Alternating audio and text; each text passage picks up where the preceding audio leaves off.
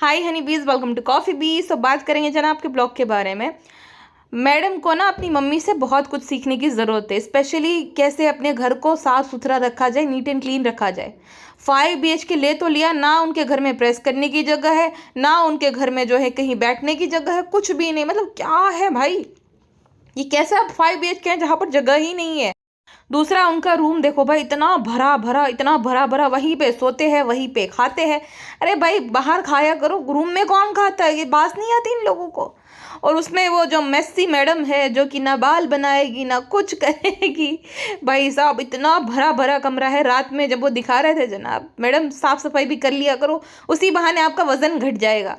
हाँ, ये घर के काम करने से सब पूछते हैं अरे वजन कैसे घटा है। मेन वही रहता है, घर का काम करना शुरू कर दो। ये जो मॉप से आप फ्लोर क्लीन करते हो ना, पोछे लगाओ जैसे पुराने तरीके से, तो एक्सरसाइज भी हो जाएगी और वजन भी कम हो जाएगा। और दूसरा कि नींद पूरी करो भाई। ये जो 5 बजे, पता नहीं किसने ये बोला कि 5 बजे उठने से फायदा होता है वगैरह वगैरह। 5 बजे कौन उठता है? जो 9 बजे सोता है। अगर तुम 9 बजे सो ही नहीं रहे हो, 12 बजे सो रहे हो और 5 बजे उठ रहे हो, तो फिर क्या? फिर तुम्हें पूरा दिन ऐसा तुम्हारा माइंड रिफ्रेश होगा ही नहीं, मज़ा ही नहीं आएगा, कुछ काम करने का ही नहीं होता है मन। तो कम से कम 7-8 घंटे तो नींद पूरी करनी चाहिए।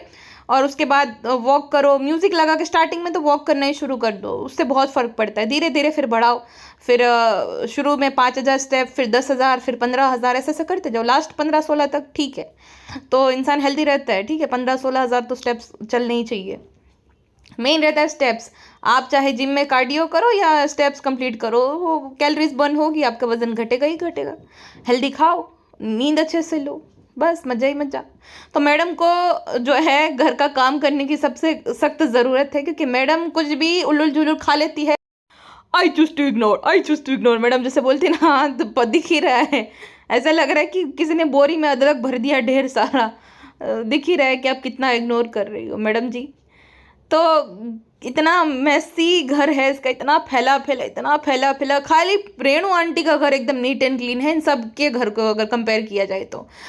ये तो वापस से रिनोवेशन शुरू कर देगी, क्योंकि घर इन लोगों से साफ सुथरा रहता नहीं है, और रिनोवेशन वापस से शुरू कर देगी। पूरा कमरा है, वहाँ पे रह रहे हो, तुम्हारा छोटा बच्चा है, मच्छर वगैरह जमावड़ा हो जाएगा, मच्छर कॉकरोच ये वो तो बीमारी फैलेगी ही ना। वो बच्चे को हमेशा सर्दी जुकाम और खांसी रहती है, तो भाई रहेगी ना कहाँ? बीमारियों का घर ही है तुम्हारा। इतना भरा भरा, पता नहीं क्या करते इतना सारा सामान का पसारेगा। अच्छा, फिर ना मक्खी मैडम कहती है, हे बेबी रूहान, मेरे लिए सिलेक्ट करो, अम्मी कौन से कपड़े पहने, अम्मी कौन सा आउटफिट पहने। बच्चे ने भी नकार दिया। बच्चे भी बोले कोई सा भी पहन ले, दोनों में लेस ही तो लगे। ये दोनों अलग अलग है क्या? खाली कलर अलग अलग है। कॉलर पे लेस लगे हैं, फिर वो दामन में लेस लगे हैं, स्लीव में भी लेस लगे हैं, तो कुछ भी पहन लो, सेम टू सेम ही है। बच्चे ने भी जो है नकार दिया मैडम के कपड़े को लेसम लेस वाले कपड़े को मना कर रहा है। मैडम जो है शर्म के मारे कहती है कि आज कंफ्यूज हो गया, आज कंफ्यूज होगा। कंफ्यूज नहीं, और लेस की चमक से जो है बेचारा सिलेक्ट नहीं कर पा रहे हैं। और उस दिन भी जो मैडम बोल रही थी ना कि पापा के पास जाना है, पापा के पास जाना है, क्या दिवाली के दिन जो पीला आउटफिट पहना था उसने, बड़े लेस वाला, तो बच्चा इसलिए पापा के पास जा रहा था क्योंकि वो बड़ा सा लेस तुझे चुभ रहा था, इसलिए वो पापा के पास जाना चाह रहा था। लेकिन इस पगलेट को लगता है कि पापा के पास जा रहे हैं क्योंकि पापा बाहर जा रहे। नहीं, आपका लेस चुभ रहा था मैडम। और बच्चा वो लेस को देखकर डर गया वापस से कि भाई ये कहीं पहन के जो है मुझे फिर उठाएगी गोदी में और फिर बल्ले बल्ले करो, ये वो करो। ये नहीं समझेगी कि बच्चे को लेस भी चुभते हैं। और अब ये ना फ्लाइंग बिस्ट को तगड़ा कंपटीशन दे रहे दोनों पति पत्नी, बट खुद इतने बड़े आलसी है कि कुछ नहीं करना है, बस बच्चे के ऊपर जिम्मेदारी डाल दी है कि सबको एंटरटेन करो। ताली दे के दिखाओ, बल्ले बल्ले करके दिखाओ, नो नो नो नो करके दिखाओ, फिर ये करके दिखाओ, सलाम करके दिखाओ, उम्मा करके दिखाओ। अरे भाई क्या है, ठीक है चलो बच्चा है तो बच्चा कंटेंट में आप दिखाओगे, बट पूरा ही कंटेंट बच्चे पे इर्द गिर्द घूमेगा। तुम दोनों किस काम के हो? फिर तुम दोनों हो ना ब्लॉगर, तो तुमको क्यों कुछ नहीं क्रिएटिव करते? सिर्फ बच्चे को बच्चा इंटरटेन करके दिखा। अरे प्रॉप है क्या? वो बच्चा है, ठीक है दिखा दिया, कभी वो कर दिया उसको। 15 मिनट के ब्लॉग में 12 मिनट जो है बेबी रू इंटरटेन करे सब लोगों को। क्या माँ बाप है भाई ये सब आजकल के ब्लॉगर माँ बाप। अच्छा, एक बात ना जनाब ने अपने ब्लॉग में बता दी, जो कि अनइंटेंशनली बता दी, लेकिन सही है बहुत। और भालू अपी का अलग ही चलता है कि उसको प्रिंसेस ट्रीटमेंट मिली थी वगैरह वगैरह, सिल्वर स्पून के साथ पैदा हुई थी। जनाब ने बोला कि जब तक वो मतलब 10th में थे ना, 10th में मतलब मान लो कि हो गए वो 15-16 साल के, ठीक है 15 साल के तो गिन के ही चलो कि 15 साल के थे। अब भालू अपी से जनाब है 4-5 साल बड़े होंगे। तो उस टाइम तक जो है उनकी हालत इतनी फाइनेंशियली ठीक नहीं थी। जनाब जो है 1.5 रुपये के लिए बहुत दूर तक दूध लेने जाते थे, 1.5 लीटर, ताकि उनको 1.5 रुपया मिले। पेरेंट्स से पॉकेट मनी नहीं मिलती थी क्योंकि इतने मतलब पैसे भी नहीं थे, दूसरा कि सब खर्चे भी चलाने हैं। और आए दिन जो है उसकी मम्मी भी स्ट्रगल स्टोरी सुनाती रहती कि सूट नहीं मिला था, फिर चिकन मटन भी नहीं खा सकते थे, त्योहार में कभी कभार दुपट्टा भी नहीं था उनके पास, उतनी ज़्यादा उन्होंने गरीबी देखी है। लेकिन प्रिंसेस की अलग स्टोरी है कि फ्रेंड्स हमें कभी खालाओं ने काम नहीं करने दिया, फ्रेंड्स हमें तो बॉर्नविटा नहीं मिली। अरे बॉर्नविटा की क्या बात करी, तुम्हारा भाई तो ये बोल रहा है कि उसने बहुत बुरे दिन देखे, तो बॉर्नविटा तो कहाँ ही आ गया भाई, बीच में समझ नहीं आता है। और प्रिंसेस तो ऐसे दिखाती है कि बहुत अमीरों के ख़ानदान से है, जबकि जनाब जो है वो प्राउडली बताते हैं कि हाँ उन्होंने गरीबी देखी है, वो सिल्वर स्पून के साथ पैदा नहीं हुए थे। अब देखो जनाब की एक बात मुझे अच्छी नहीं लगी कि पापा जो है वो पर्टिकुलर काम करते थे बैंक में, तो उनके पर्टिकुलर कपड़े होते थे। अरे अगर सिक्योरिटी गार्ड भी थे या तो पियोन थे या जो भी थे, चपरासी थे, तो उसमें क्या गलत है? अगर कोई इंसान, मैं तो कहती हूँ कि अगर मेहनत से कमा के खा रहा है और अपने परिवार को देख रहा है, तो उसमें उनके प्रोफेशन से शर्माने वाली क्या बात है? ये तो एक प्राउड की बात है कि भाई एक जो है सिक्योरिटी गार्ड का बेटा इतना आगे गया, एक्टर बना, फिर अच्छा सब किया और आज जो है अच्छे से वो लोग रह रहे, तो बहुत अच्छी बात है ना। इसमें शर्माने की, खुद के पिता के प्रोफेशन से शर्माने की क्या बात होती है? और बैंक में काम करते थे, बैंक में, अरे भाई सीधा क्लियरली बोलो, उसमें कोई शर्माने की या तो कोई मजाक नहीं उड़ाएगा किसी के भी पिताजी के प्रोफेशन का कि भाई ठीक है कमाते थे, मेहनत करके कमाते, तो उसमें क्या गलत हो गया। लेकिन ये दोनों भाई बहन शर्माते थे, हमेशा बोलेंगे बैंक में होंगे, जैसे कि बैंक के मैनेजर होंगे। अरे भाई सच बताओ क्या हो गया? अगर चपरासी थे भी, गार्ड थे भी, तो क्या हो? आप तो SRK को बहुत फॉलो करते हो जनाब। SRK तो कहता है ना, किसी मूवी में कहा था कि कोई भी काम छोटा बड़ा नहीं होता है, कोई भी धंधा छोटा बड़ा नहीं होता है। तो आप अपने पिताजी के प्रोफेशन को या उनकी जो जॉब थे उनको क्यों आप ऐसा नीचा या ऐसा गिन रहे हो, जो कभी बताते नहीं हो कि आपके पिताजी एग्जैक्टली करते क्या? यूनिफॉर्म तो देखो गार्ड और वो चपरासी वगैरह पहनते थे, उसमें कुछ शर्माने वाली या अपने पिता के प्रोफेशन से शर्मिंदा होने वाली तो बात ही नहीं है। जो तरीके से अर्न कर रहा है अपनी मेहनत से अपना परिवार चलाने के लिए, तो वो कोई शर्म की या कोई मजाक कोई भी नहीं उड़ाता है ना किसी के भी पिता के प्रोफेशन का। लेकिन पता नहीं इनको क्या ही है। चलो ठीक है, भालू के हिसाब से तो जनाब ठीक ही है कि कम से कम वो अपनी एक्नॉलेज तो करते कि भाई वो कहाँ से बिलोंग करते थे, कहाँ पे आ गए। वो थैंकफुल है आज जो भी है उस चीज़ के लिए, वो थैंकफुल है। हमेशा वो जो है शुक्रिया करते हैं कि भाई वो ये वो नवाजा एंड ऑल। भालू आप भी तो भाई डिनाइल मोड में ही है कि वो कभी गरीब थे ही नहीं, वो तो प्रिंसेस ट्रीटमेंट जो है बचपन से लेती आ रही है। बचपन से उसको केक, कम केक, ये वो अच्छे से बर्थडे मनाया जाता था, सब लोग आते थे फलाना ढिमकाना। तो भालू अपी ने तो एकदम भूल ही गई है कि भालू अपी चुना किया करती थी, है ना। घर का काम करने में भी कोई बुराई नहीं है, लेकिन जिस तरीके का उसका बिहेवियर है कि एकदम डिनाइल में चली गई है कि उसको हमेशा से प्रिंसेस ट्रीटमेंट मिलती आ रही।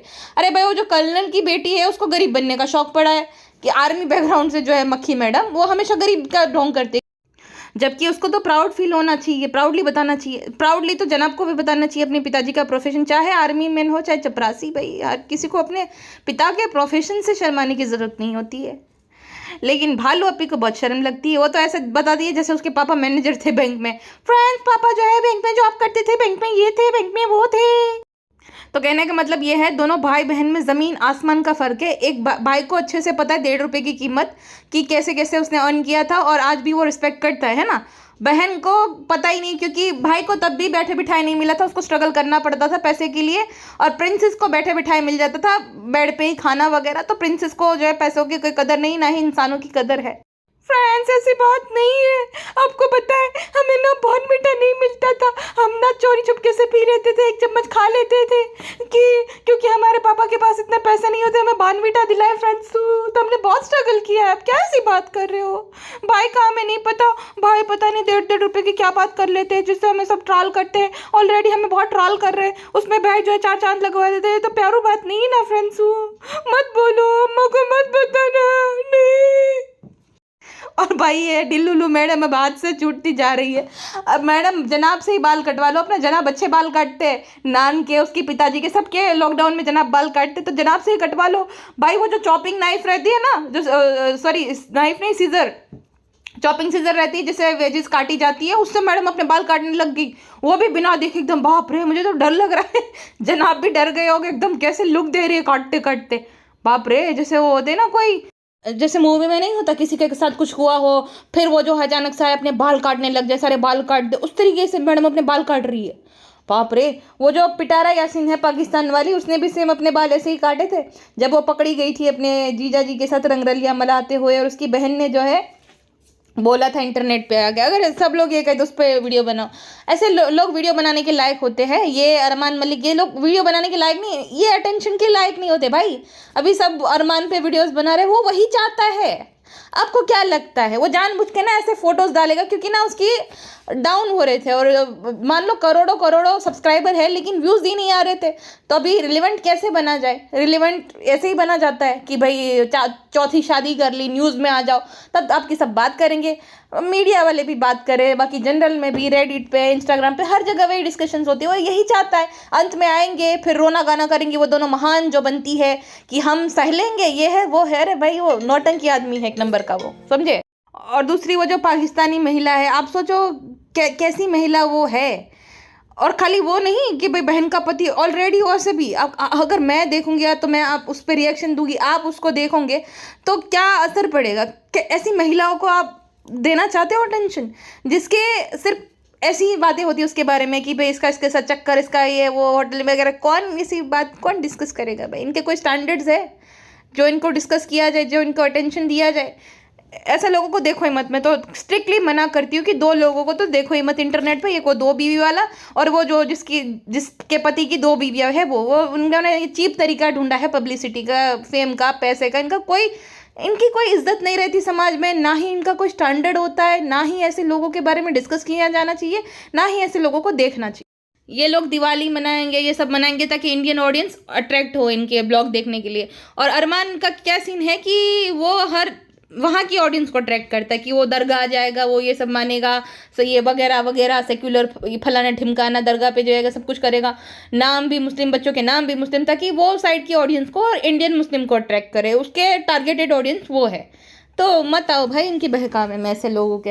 एक और कैटेगरी के लोग हैं आजकल मैं देख रही हूँ, जो फॉरेनर यूट्यूबर्स रहते हैं ना बाहर के, वो जानबूझ के आएंगे इंडिया पे। Oh my God, India is so dirty, I will never visit again. यहाँ के लोग तो गंगमूत्र पीते हैं। अरे भाई हर साल तुम आते, हर साल यही बात करते ताकि इंडियन ऑडियंस ऑफेंड हो जाए। इनको मार्केट का पता चल गया। अब देखो मिस्टर बीस्ट भी इंडिया आ रहा है कैरी मिनेटी का सहारा लेकर। उसकी जो कंट्रोवर्सी है किसी को नहीं पता ना कि उसकी क्या कंट्रोवर्सी, उसके ऊपर मैं एक सेपरेट वीडियो बनाऊंगी, उसकी क्या कंट्रोवर्सी क्या नहीं। अब तक नहीं आया, जब उसको बॉयकॉट करने लग गए ना वहाँ के लोग, तब जाके उसको इंडिया याद आ गया, क्योंकि उसको पता है कि आएंगे कौन कौन इंडिया से है, लाइक करो वगैरह वगैरह। सेम वही इंडिया का खाना टेस्ट करेंगे, इंडिया में आएंगे, ब्लॉग बनाएंगे, इंडिया को ही बुरा बोलेंगे। और बहुत लोग जो है पॉजिटिव बनाते हैं, है ना। तो इनको पता चल गया इंडियन मार्केट के बारे में अभी। एनीवेज, तो मैं ये बोल रही थी कि मैडम ने जो है वो सितारा यासीन जैसे जो है, जैसे वो जब हुआ था ना उसके साथ बहुत कुछ, तो बाल काट दिए है ताकि लोगों को ऐसे लगे कि देखो ये तो प्यार ही नहीं करती अपने बालों से वगैरह वगैरह। मैडम से मुझे सेम वाइब आ रही थी, पता नहीं क्यों ऐसे काटे जा रही थी एकदम। वो जो कौन की उर्मिला मातोंडकर है ना, उसकी तरह मुझे वाइब आ रही थी उससे, भाई सब एकदम डरावनी। अरे मैडम आप जाती हो सैलून, अब जाओ वहाँ पे, आपके लिए पैसा कौन सी बड़ी बात है? ये क्या भूत सवार है इसके ऊपर सर्वगुण संपन्न बनने का कि मैडम को सब कुछ आता है। मैडम 2020 नहीं है, 2024 आ गया।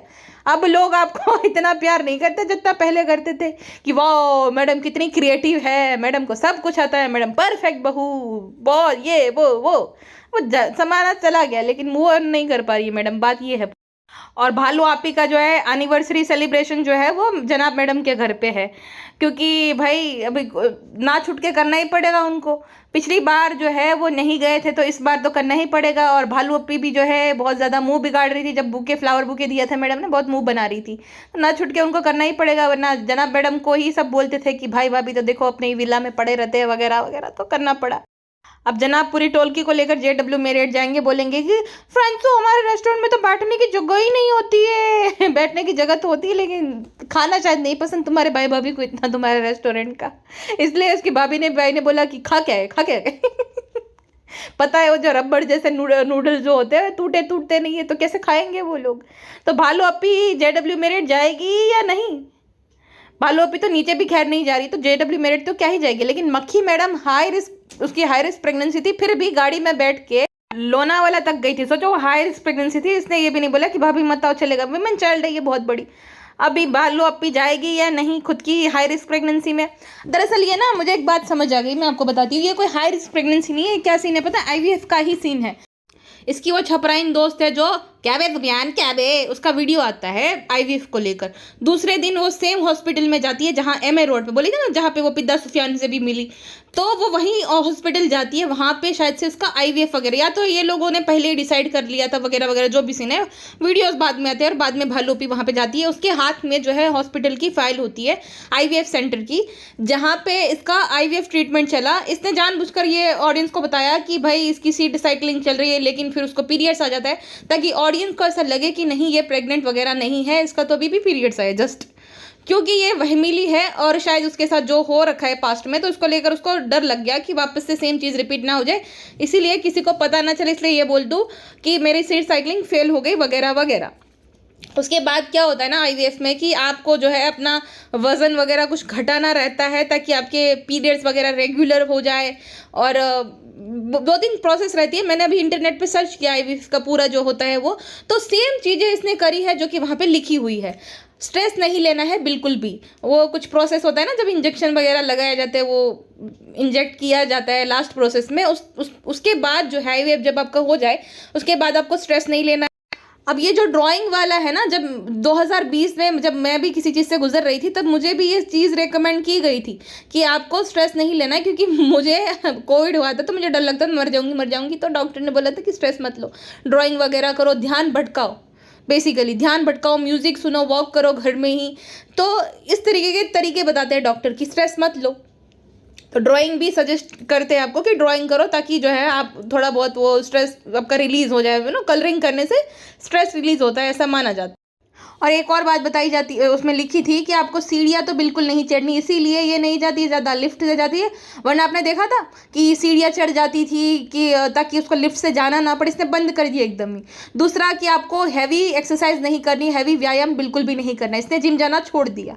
तो इसका वो वाला प्रोसेस चल रहा है, जब वो लास्ट जो रहता है ना जिसका हुआ है IVF, आपको पता होगा, एम्ब्रियो ट्रांसफ़र, राइट, कि उसमें वो इंजेक्ट किया जाता है, उसके थ्रू फिर वॉम में वगैरह वगैरह जाता है, तो वो चल रहा है। इसका प्रेग्नेंट नहीं है, बट वो ट्रीटमेंट उसका हुआ है और अभी वो वाला पीरियड इसका चल रहा है, जिसकी वजह से फुल टू बेड रेस्ट पे स्ट्रेस नहीं लेना है। एकदम हश हश में ये डेली ब्लॉग नहीं डालती है, ताकि उस पर लोड ना आए। और गुटका किंग ही ज़्यादातर आपको सब चीज़ें करता हुआ दिख जाएगा। तो ये इसका पूरा चल रहा है। अभी एग्जैक्टली ये प्रेग्नेंट नहीं है, बट वो प्रोसेस हुई। अब उसमें भी कुछ सीन रहता है ना कि वो सक्सेसफुल होता है, अनसक्सेसफुल वगैरह वगैरह। जिसका आईवीएफ हुआ है प्लीज़ आप कमेंट सेक्शन में बता देना पूरी प्रोसेस जो भी है, सरल भाषा में, सरल शब्दों में, ताकि सब लोगों को समझ आए। और ये ना कुछ दिन पहले आपको याद है जब गुटका किंग बोल रहा था कि तुम नीचे मत उतरना, ये वो तुम गाड़ी का ध्यान रखो, उस टाइम पे भी ये लोग वहीं पे गए थे शायद से कि भाई प्रोसेस ये हुई या नहीं, तो वो चेकअप कराने के लिए, जो भी सीन है। आई एम 100% श्योर कि उसका वही हुआ है, अभी वो वाले पीरियड में है, इसीलिए ये बता नहीं रहे। और इसीलिए ज़्यादा ये जो है, वरना ये कुछ भी हो जाए, किसी के मरने पे ब्लॉग बनाना नहीं छोड़ती, ये सुधरेगी, ये सीधी रहेगी। इसकी भाभी का भी आईवीएफ हुआ, लेकिन कभी भी मेंशन नहीं किया कि भाई उसका आईवीएफ वगैरह हुआ था, सीधा इसने अनाउंस वगैरह कर दिया, कभी नहीं बताया। जबकि संभावना ने बोला था कि संभावना का जब आईवीएफ चल रहा था ना, सेम क्लिनिक में मैडम का भी चल रहा था, तो मैडम ने कभी भी नहीं बताया कि उसका आईवीएफ हुआ है या नहीं, या तो मैं शायद भूल गई अगर उन्होंने बताया हो तो, लेकिन मुझे जहाँ तक याद है उसने कभी बताया नहीं या मेंशन नहीं किया कि उसका आईवीएफ हुआ है। अच्छा, मैडम से मुझे याद आया, जनाब बोल रहे हैं कि बेबी रू को बाहर जाना है। अब मुझे लगा कि कहीं अच्छी जगह उसको लेकर जाएंगे, पार्क में, या तो बैंड स्टैंड ही लेकर जाते थे। वैसे बैंड स्टैंड कोई बच्चों के लेकर जाने वाली जगह है नहीं, लेकिन फिर भी चलो ठीक है, बच्चे को बाहर लेकर जा रहे थे। लेकिन इन लोगों ने क्या किया, लेस की दुकान में बच्चे को लेकर चले गए। मतलब लेस की दुकान पे, वो भी बंद गाड़ी में आए, बंद गाड़ी में गए, वहीं बंद गाड़ी में बच्चा खेल रहा है। नानी बनी नैनी का बैकग्राउंड में आवाज़ आ रहा है, लेकिन चालू जनाब जो है दिखा नहीं रहे अपनी सास को, क्योंकि अम्मी को गालियाँ पड़ेगी कि अम्मी तो जो है वही प्रिंसेस को ट्रीट करे वगैरह वगैरह, तो जनाब दिखाई नहीं रहे। नानी जी की जो है आवाज़ आ रही है कि ब्रूहान को खाना खिला दो, तो मैडम बोली हाँ खिला दो। तो नानी बनी नैनी, लेकिन दिखाते नहीं जनाब। और भाई लेस की दुकान पे बच्चे को लेकर गए, वहाँ पे ये करके दिखाओ, वो करके दिखाओ, शर्म आनी चाहिए। छोटे बच्चे को, जब वो शिमला गया था तब कितना खुश हो गया था, कितना सुपर एक्टिव हो गया था बच्चा वहाँ पे जाकर, क्योंकि बाहर का माहौल देखेगा, उसको हरियाली देखी। अगर तुम मुंबई में रहते हो भाई, तो बच्चे को पानी पसंद है, बीच पे लेकर जाओ, कितने सारे बीच है, बैंडस्टैंड लेकर जाने वाली जगह है कोई, मतलब जूहू, बैंडस्टैंड, ये तो इतना ज़्यादा वहाँ पे क्राउड रहता है, इतनी भीड़ भड़ाका रहता है, इतने सारे। जनाब के साइड का मीरा रोड है तो भयंदर हो गया, फिर ये मलाड में कितने अच्छे जो है बीचेस है, जैसे कि वो मनोरी, फिर ये मारवे, गोरई, बेना, भुईगांव, फिर ये अगर आगे चले जाओ तुम वसई विरार ये सब जगह पे, तो वहाँ पे भी कितने अच्छे अच्छे बीचेस है, राजोडी, अरनाला, फिर कौन सा एक और है, भुईगांव ना। तो कितने सारे बीचेस है जो कि एकदम क्लीन होते हैं और वहाँ पे ज़्यादा लोग भी नहीं रहते। तुम अच्छे से बच्चे को लेकर जा सकते हो, बच्चा अच्छे से खेले, पानी वगैरह देखे। इनका तो दिमाग ही नहीं चलता, जियो मॉल से आगे लेकर बैंड स्टैंड जाएगा जहाँ पे शोर शराबा, इतनी पब्लिक और वही कपल वगैरह रहते हैं ज़्यादातर, तो और छपरी लोग वहाँ पे रील्स वगैरह बनाते हैं। बैंड स्टैंड कौन बच्चे को लेकर जाता। इन जनाब मैडम को छोड़ो, अगर कोई मुंबई घूमने भी आ रहा है ना, तो ऐसी जगह पे जाना चाहिए। अगर आपको बीचेस वगैरह देखना और चाहते हो कि भीड़ भड़ाका ना हो, वैसे जुहू बीच तो सब जाएंगे ही फोटो सेशन के लिए, लेकिन अगर सच में किसी को पसंद एकदम शांति वाले बीचेस, तो ये सब जगह पे विजिट करो। ये अपना ये मलाड से लेकर वो वसई विरार तक बहुत अच्छे बीचेस है, और सबसे बढ़िया बीचेस तो वसई विरार पे ही है। विरार में एकदम क्लीन बीचेस होते हैं जहाँ कचरा कूड़ा नहीं है और ज़्यादा रश भी नहीं है, और आपको गोवा वाली वाइब आएगी, नारियल वगैरह बहुत बढ़िया है, मस्त एकदम बीचेस है। मुझे सबसे ज़्यादा वही जुहू वगैरह में तो कचड़ पट्टी पूरा कर दिया है, वहीं पे खाएंगे, वहीं पे कचरा फेंकेंगे, वहीं पे इतने सारे लोग गंदगी फैलाते खाली। और भाई मिस लेसी का लेस की दुकान पर पहुंच गई है, अब सारी दुकान खरीद ली होगी, लटकन, ये गोटा पट्टी वाले लेस, कितना बड़ा थप्पा लिया। तो देखना अभी टुक समय में आने वाले टाइम में जो है नया कलेक्शन मैडम लॉन्च करेगी, नायाब बोलकर या तो एकदम सोबर बोलकर लेस लगा के जो है प्रेजेंट कर देगी। सुधरेगी नहीं भाई, ये नहीं सुधरने वाली। लेस हम लेस ही, ये चाहे बर्बाद हो जाएगी लेकिन लेस से अपना जो है भाई नाता नहीं तोड़ेगी कभी भी। अब दोनों ने बिजनेस तो अपना शुरू कर ही दिया है, मुझे लगता है जनाब को लेस की एक फैक्ट्री जो है खोल देनी चाहिए। हाँ, सबसे ज़्यादा कमाई तो उसकी बीवी ही करके देगी, सारा कलेक्शन घर में ही घर में, पैसा भी घर में ही घर में, बहुत प्रॉफिटेबल बिजनेस है। मैडम भी सारे लेस खरीद लेंगी जनाब के। और ना भालू अप्पी को स्पेशल फील कराने के लिए आज 12 बजे जाते हैं जनाब, तो पूछते हैं कि झगड़ा वगड़ा हुआ कि नहीं, तो भालू अप्पी देखो टोंट मार देती भाई को, आपको वो तो ज़्यादा पता होगा, आपकी शादी को 6-7 साल हो गए। फिर ना उसको फिर पछतावा होता है कि मैंने तो भाई को बोल दिया, तो बोलती है ना पापा आपको भी पता होगा, है ना पापा, पापा आपके झगड़े होते हैं कि नहीं। मतलब बात तुरंत बदल देती है, लेकिन जहरीली तुरंत जहर ज़रूर उगल देती है कि आपके झगड़े होते हैं, हमें भी नहीं पता कि आपके कितने झगड़े होते हैं। देख रहे हो भालू को भाई। और इतनी बड़ी बेवकूफ़ है, अपने भाई को बोलती है भाई मुझे शर्म आती है सबके सामने ये सब करने से। अरे बाप रे मतलब इसको अक्ल ही नहीं है। अपने भाई को कौन ये बताता है कि भाई मुझे ये सब करने से शर्म आती है, ये सब चुम्मा चाटी करती हो तब शर्म नहीं आती भाई के सामने, पूरी दुनिया के सामने। वो नहीं, ये खाली केक कटिंग करने में शर्म आती है भाई के सामने। उसका भाई कुछ जवाब नहीं देता, उसका भाई को पता है इसकी बुद्धि कितनी है, इसकी अकल कहाँ तक चलती है। पिन ड्रॉप साइलेंट, ना मैडम कुछ रिएक्ट करती ना जनाब कुछ, क्योंकि इसकी बातें ऐसी होती बिना सिर बिना पैर वाली, कोई क्या ही बोले इसको। ऐसी बात नहीं है, हमारे गुटको हमारी बहुत तारीफ करते, कहते तुम कितनी समझदार हो, तुमसे अच्छी लड़की हमने देखी नहीं, मैं बहुत खुश हूँ तुम्हारे साथ रह के। तो वो थोड़ी झूठ बोलते होंगे, आई बड़ी। अब फ्रेंड्सू हम बहुत अच्छू है, फ्रेंड्सू हमें बॉर्नविटा नहीं मिला था बचपन में, ये हमारी गलती है। क्यों हमें बार बार ये याद दिलाया जाता है कि हम बॉर्नविटा के लिए कंप्लेन कर रहे थे फ्रेंड्सू। ये सब प्यारो बात नहीं लगती हमें। चलो फ्रेंड्सू टाटू। गुटको ने हमें इनडायरेक्टली बोला है कि थार का कलर हमें ये बहुत अच्छा लगता है, और दूसरी साइड में तो जो इनडायरेक्टली ये भी धमकी दिया गया कि मम्मी के पास जाने का बहुत मन करता है, अपने वतन की बहुत याद आती है, ऐसा लगता है साला सब कुछ छोड़कर वहीं पे शिफ्ट हो जाए, बहुत याद आती। तो देखो फ्रेंड्स इतना चालू आदमी है, इनडायरेक्टली बता भी रहा है कि थार नहीं दिलाई तो मायके चला जाऊंगा। ये अलग ही जो है इसने उपाड़ोली दोष है। ये फ्रेंड्स ये किसकी आत्मा आ जाती है। वैसे उपाड़ोली देशा का तो हिंदी कॉपी भी को भी नहीं आता है, तो कैसे समझाए कि क्या मतलब होता है। चलिए फ्रेंड्स टाटू, अभी के लिए बस इतना ही, मिलता है नेक्स्ट पॉडकास्ट में, अपना ध्यान रखिए, बाय बाय।